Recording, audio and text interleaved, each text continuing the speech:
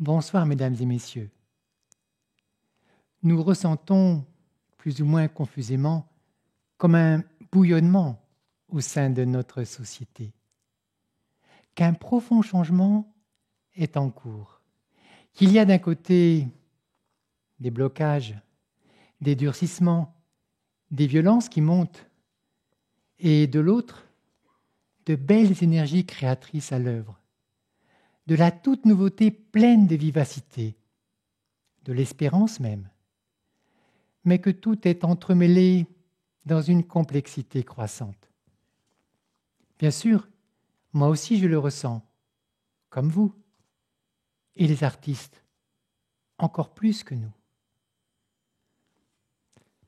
Pour ne pas nous perdre dans l'opacité et le trouble, pour tenir le cap vers une clarté qui vient, pour garder la confiance, nous nous proposons ce soir,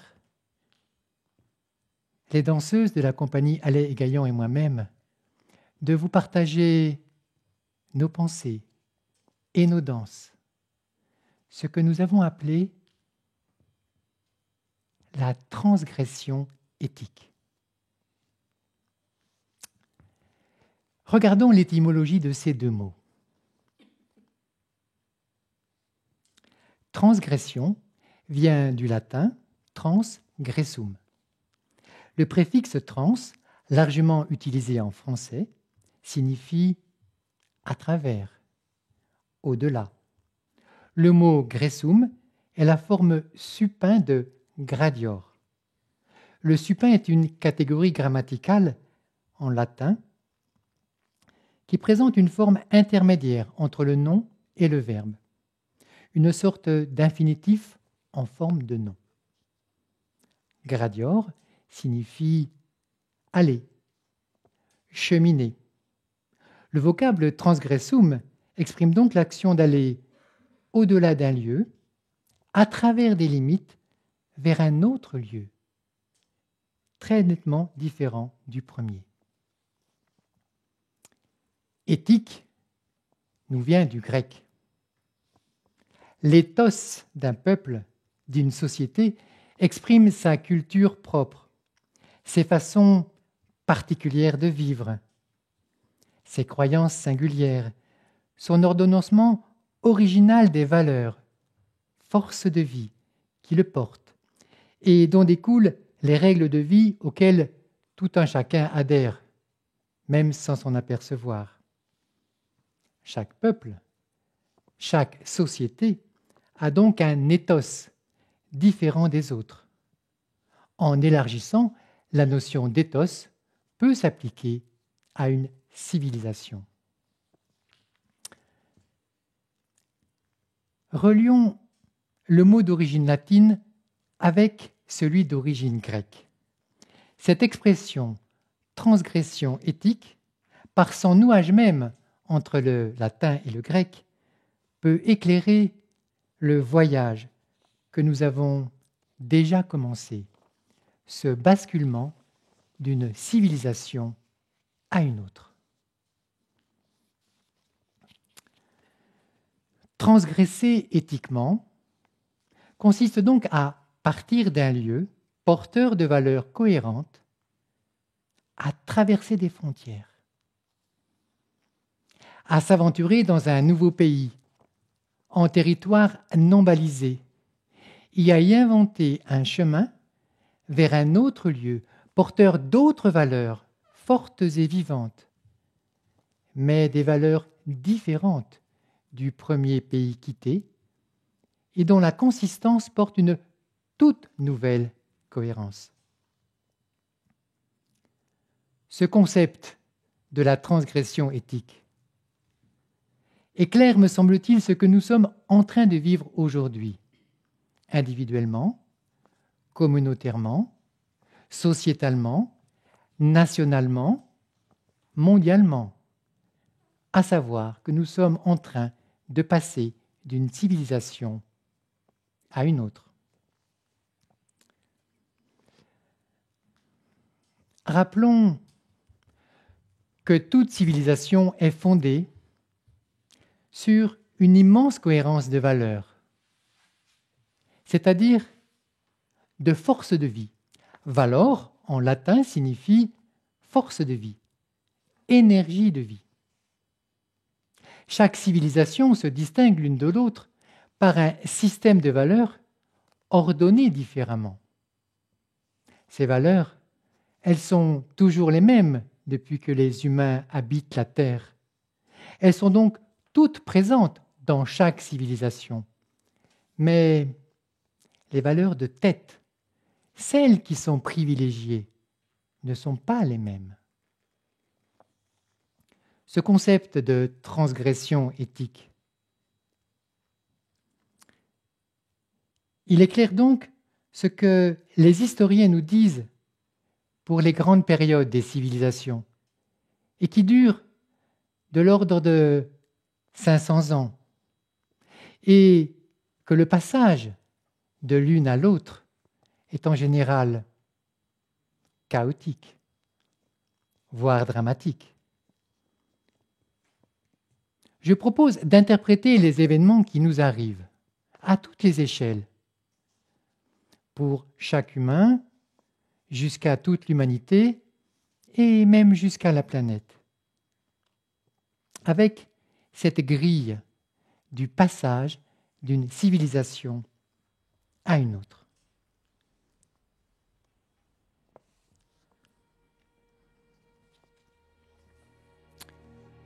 Nous quittons une magnifique cohérence et nous sommes en train d'aborder aux rives d'une toute nouvelle cohérence, elle aussi magnifique, mais dont l'ordonnancement des valeurs est incompatible avec la civilisation qui nous a nourris depuis 4 à 5 siècles. Nous sommes en route, depuis les terres connues, de la civilisation techno-scientifique, née en Occident, fondée sur la puissance du rationnel, pour aborder à des terres nouvelles, qui affirment les interrelations entre tous les vivants, c'est-à-dire la puissance du relationnel. Et cela partout sur la Terre, depuis que l'Occident s'y est répandu et s'y est cru maître.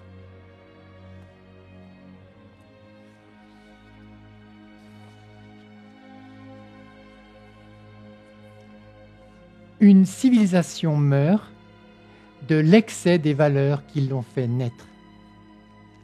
La civilisation moderne occidentale prend son envol au XVIIe siècle, grâce à la découverte irrésistible de la puissance libératrice de la raison scientifique, qui va enfanter la technique moderne et asseoir la domination de l'Occident sur les autres peuples du monde.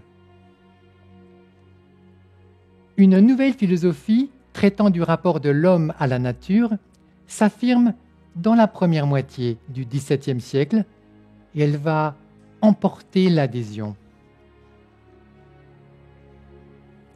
En 1620, l'anglais Francis Bacon publie le Novum Organum, qui expose la méthode expérimentale visant à dépasser la logique aristotélicienne en soumettant la nature à la question par l'expérimentation. En 1623, l'Italien Galilée prononce ce qui va devenir l'axiome de la modernité scientifique. L'univers est écrit en langage mathématique. En 1637, le Français René Descartes établit dans le discours de la méthode une toute nouvelle épistémologie avec le fameux « ego cogito, ergo sum », je pense, donc je suis, qui place le savant en externalité au monde, à la place de Dieu, fondant ainsi l'objectivité scientifique. Les principes cardinaux de la science moderne sont ainsi posés, avec sa promesse et son ambition. par la découverte des lois physico-mathématiques qui régissent l'univers, les humains vont pouvoir maîtriser la nature, la dominer et la mettre à leur service. Isaac Newton, par sa découverte des lois de la gravitation et de la mécanique quelques décennies plus tard, scellera la parfaite cohérence et l'immense réussite de la modernité technoscientifique. Le XVIIIe siècle sera celui de l'encyclopédie, qui rassemblera tous les savoirs techniques et artisanaux pour les mathématiser et les généraliser. Le XIXe siècle sera le siècle de l'ingénieur, qui, par l'élaboration des machines, va définitivement lier la technique et la science et donner une surpuissance extraordinaire aux humains d'Occident. Mais 500 ans après cette splendide émergence et les réussites qui s'en suivirent, nous sommes aujourd'hui submergés par l'excès de rationalité qui se manifeste par l'omniprésence du chiffre. Tout semble se résumer aujourd'hui à des suites de 0 et de 1. Les fameuses Big Data. Et réalisant 400 ans après l'axiome galiléen de la mathématisation du monde. C'est ce que manifeste le développement de l'intelligence artificielle et l'idéologie du transhumanisme par les moyens de la mathématique, de l'informatique, du numérique, de la finance et enfin des algorithmes et de la robotique. Ce ne sont pas ces domaines en tant que tels qui nous posent problème, mais leurs excès et leur autonomisation par rapport à notre contrôle démocratique. Car ils conduisent non plus à la libération, mais à l'aliénation et même à l'oppression.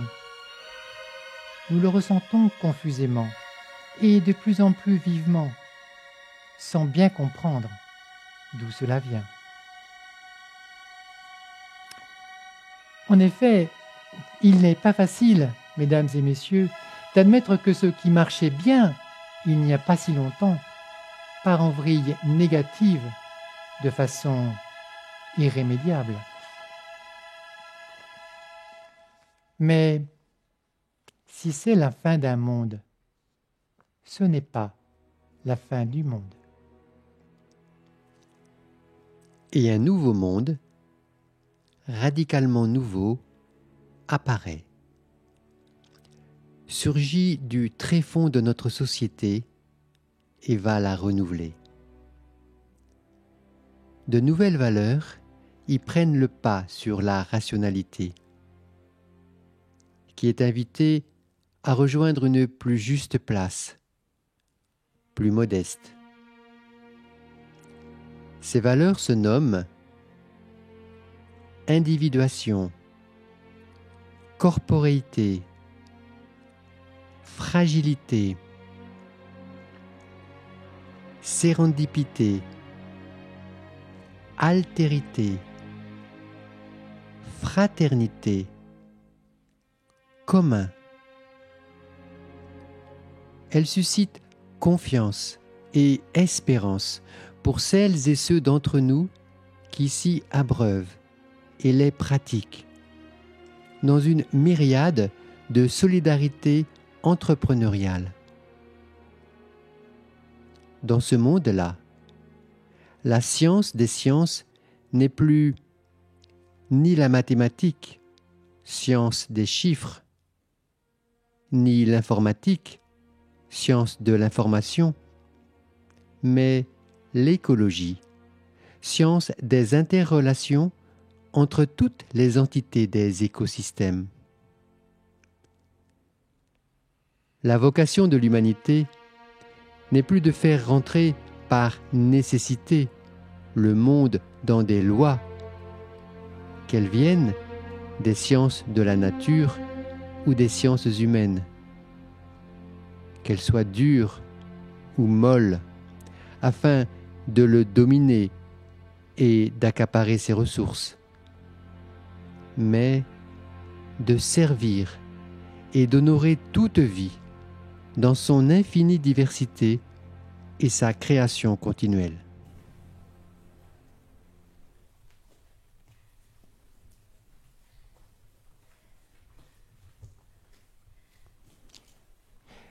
Nous observons, mesdames et messieurs, que ces deux approches sont incompatibles.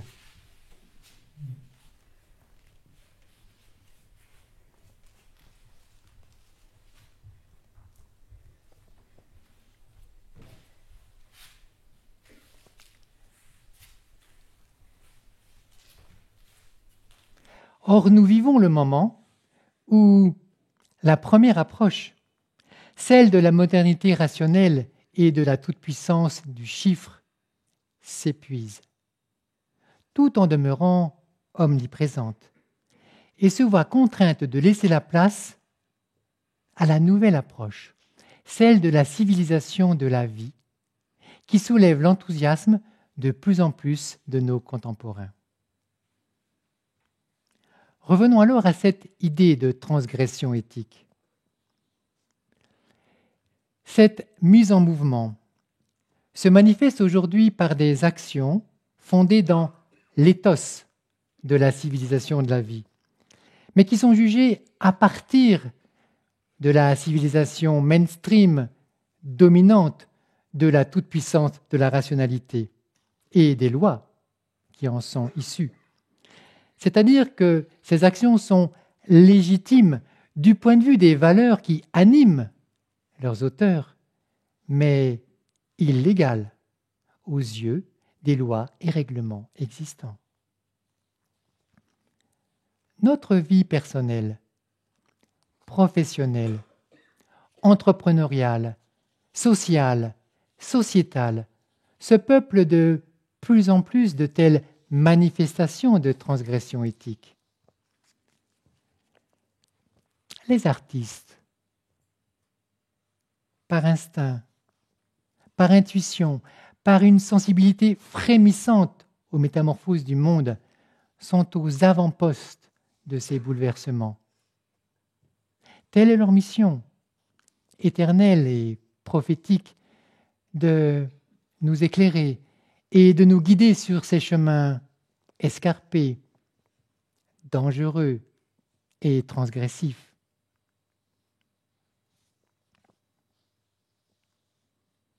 Ainsi en est-il de la composition vivante, une danse de transgression qui, à l'image d'Alice, passe de l'autre côté du miroir. C'est ainsi que écrit Jean-François Mattei en préface aux lettres à Isadora.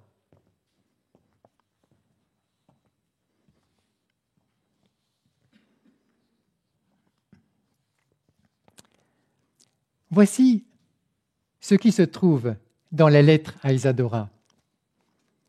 La danse, y écrit Michel, joue depuis toujours un rôle vibrant pour révéler aux hommes l'éclat de leurs pensées, la force de leur conscience, le souffle partagé des moments bouleversants de leur si bref passage sur terre. Car la danse est une façon de penser.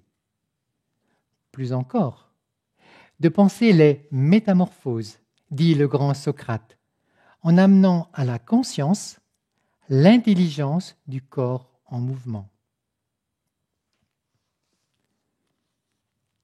Mais pour cela, il faut des danseurs vivants, qui par leur vivacité même se soient échappés de l'art chorégraphique.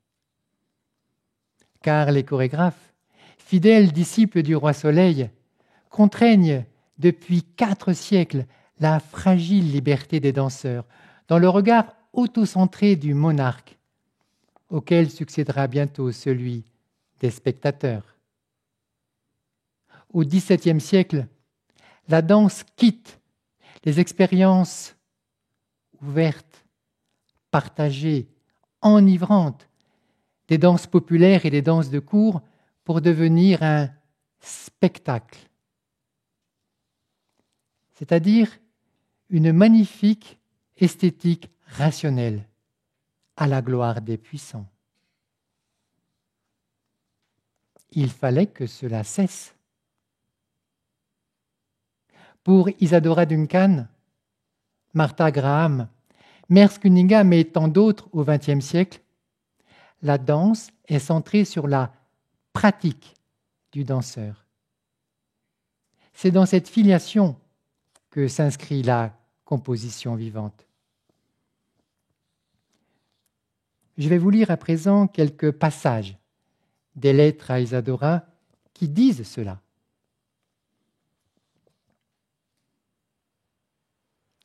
Alors, l'art de la danse devient le baromètre le plus fidèle des changements philosophiques et sociaux.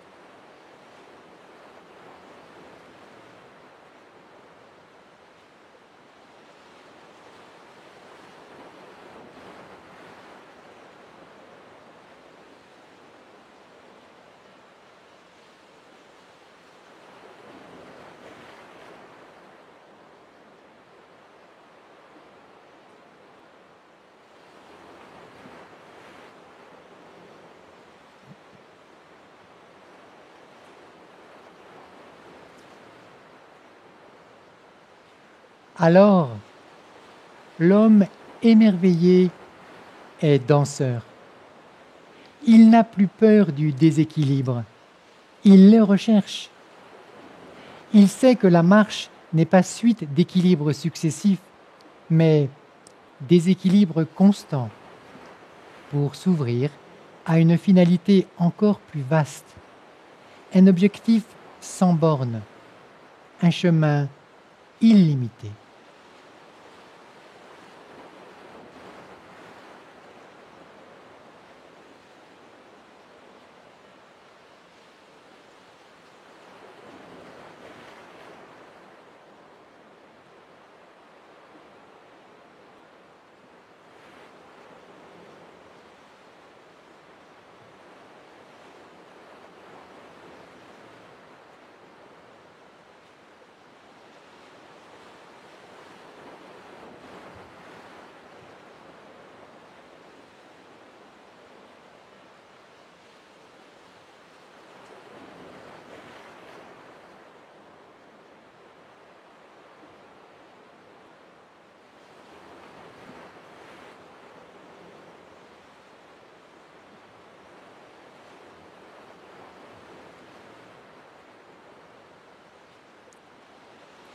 Alors, la danse distille l'espace qu'elle génère, le temps qu'elle précipite, et cela chimiquement, comme la solution qui se métamorphose brutalement en une nouvelle réalité.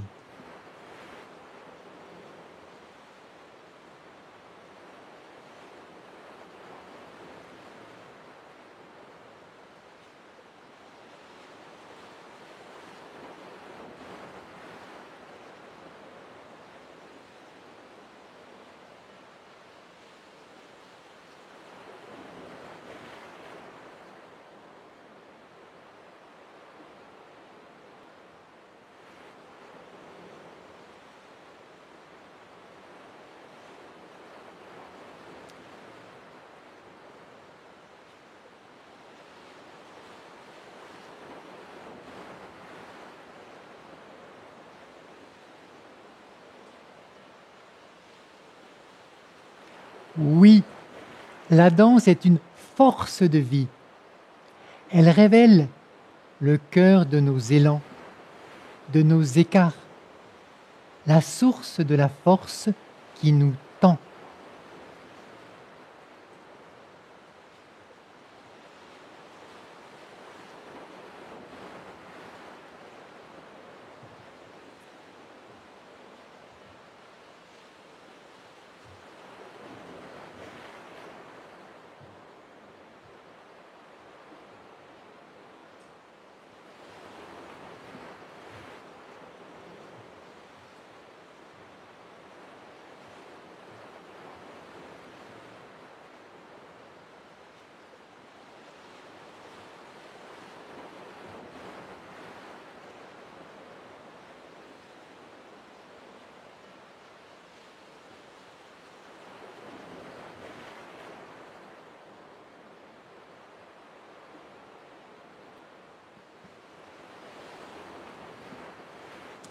Alors, le danseur, qui, sans relâche, transforme ses chaînes en élan, ses immobilités en vie, compose, et lui seul, la palette d'un art qui ne soit pas déterministe, mais qui permette la quête, initiant ainsi la difficile et délicate transgression vers une toute nouvelle puissance de vie.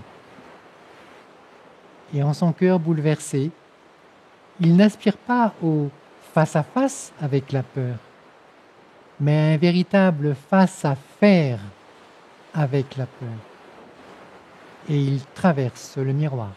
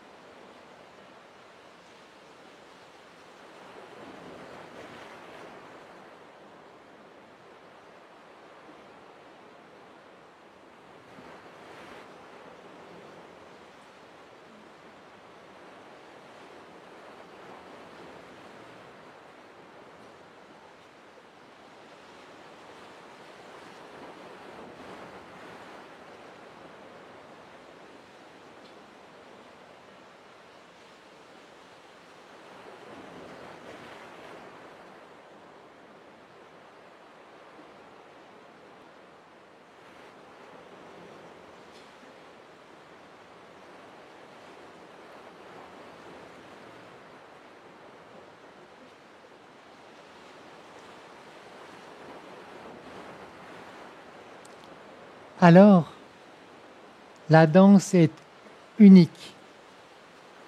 Elle naît de la tension qui, avec ces danseurs-là, à ce moment-là, dans ces conditions-là, lie nos vies rassemblées.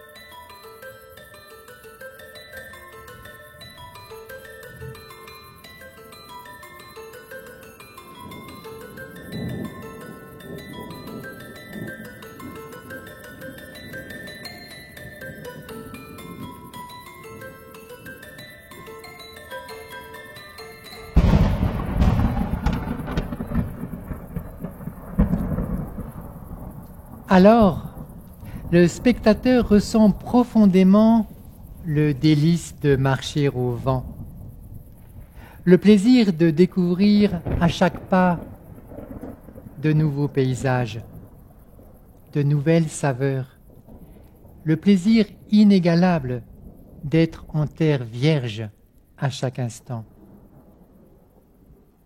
Danseurs et spectateurs sont sortis du regard royal.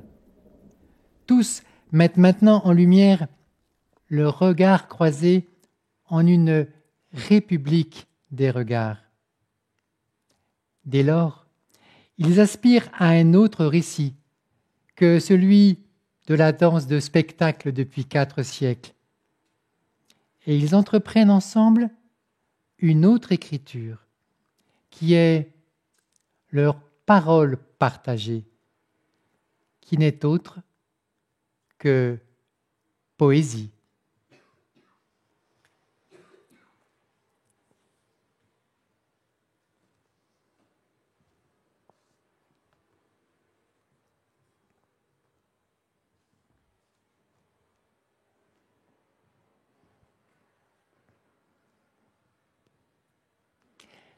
Ainsi apparaît la composition vivante.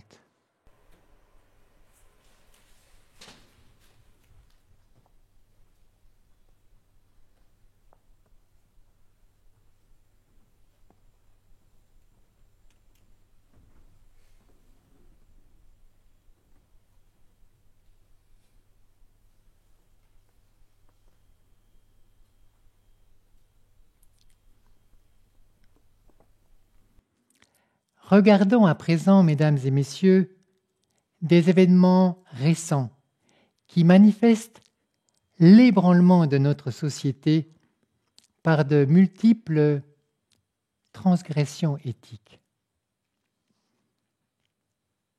Telle est par exemple la décision de Daniel Cuef, le maire de Langouette en Bretagne, d'interdire l'épandage des pesticides à moins de 150 mètres des habitations de sa commune, suivi désormais par des dizaines d'autres maires. Il s'agit là véritablement d'une transgression éthique. Daniel Cuef privilégie la santé, c'est-à-dire la vie des habitants de sa commune, au détriment de la logique de l'agrobusiness. Mais il se met ainsi hors la loi. Loi centrée sur le développement de l'économie néolibérale, dont la valeur centrale est la croissance de l'argent et non la croissance de la vie. Mais cette action du maire de Langouette est légitime pour qui veut protéger toute vie et pourrait bien devenir une jurisprudence qui changera nos lois. Cette action spectaculaire rejoint toute une floraison d'initiatives qui, depuis quelques années déjà, se déploient dans le champ de l'alimentation. Il y a l'agriculture biologique qui diminue drastiquement les intrants chimiques. Il y a la permaculture qui, en mixant avec intelligence les végétaux, augmente à la fois la biodiversité et également la production des légumes et des fruits. Il y a les circuits courts comme les AMAP qui réduisent la production des déchets et qui aussi permettent une juste rétribution de tous les acteurs de la chaîne de production. Il y a les magasins zéro déchet, où l'on va chercher ses aliments avec ses propres contenants. Il y a l'affirmation de manger moins de viande, jusqu'à la posture végane. Il y a, du côté de cette cuisine végétarienne, de nombreuses innovations gustatives, comme aussi dans nos villes, avec la rencontre de la multitude des cuisines du monde. beaucoup de ces initiatives émergent dans le vide de la réglementation, mais certaines, parfois, franchissent la ligne rouge. Oui, mesdames et messieurs, les humains que nous sommes sont des corps vivants, sensibles, sensuels, et nous recherchons une alimentation saine, bonne, juste, car nous ne sommes pas des big data. Nous ne sommes pas réductibles à des sacs de 0 et de 1.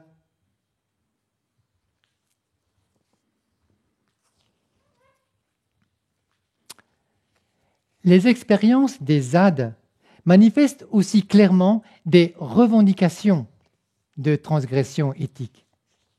La zone de non-droit sur la ZAD de Notre-Dame-des-Landes, qui a vécu sans contrainte légale pendant plusieurs années, a permis de multiples expérimentations, tant agricoles, artisanales que sociales.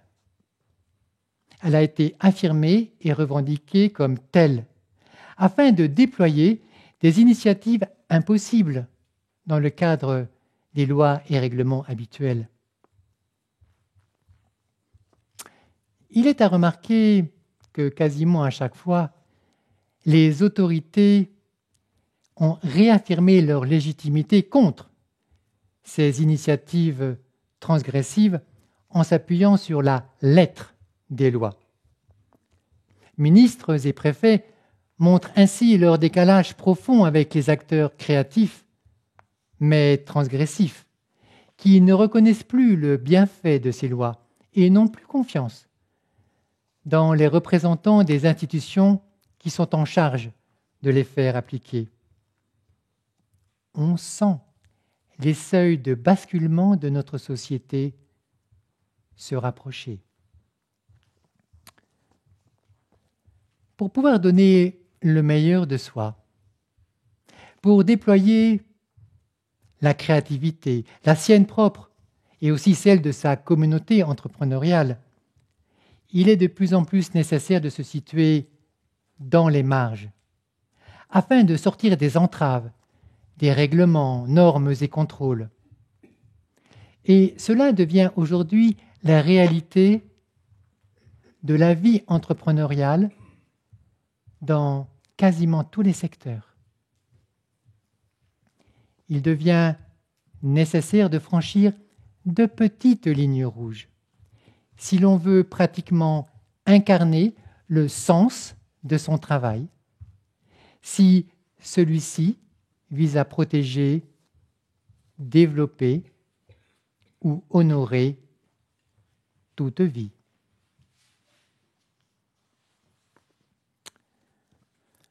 Le sens et la finalité des actions transgressives sont orientés vie, alors que les règles publiques et légales sont orientées chiffres. Cela ne colle plus et oblige à choisir. Les contradictions morales, les disjonctions cognitives deviennent légion, perturbent les psychismes et entrent désormais dans le débat public. Cette notion de transgression éthique, qui porte en elle un horizon positif et lumineux, me paraît pouvoir donner de la lucidité et du courage à celles et ceux d'entre nous, chaque jour plus nombreux, qui, refusant le cadenassage et l'aliénation de leur volonté et la confiscation de leur énergie, ont décidé de contribuer à l'émergence d'une société neuve et vive par des actions et des initiatives claires et déterminées. On ne voit pas, à part une extrême violence, ce qui pourrait les arrêter.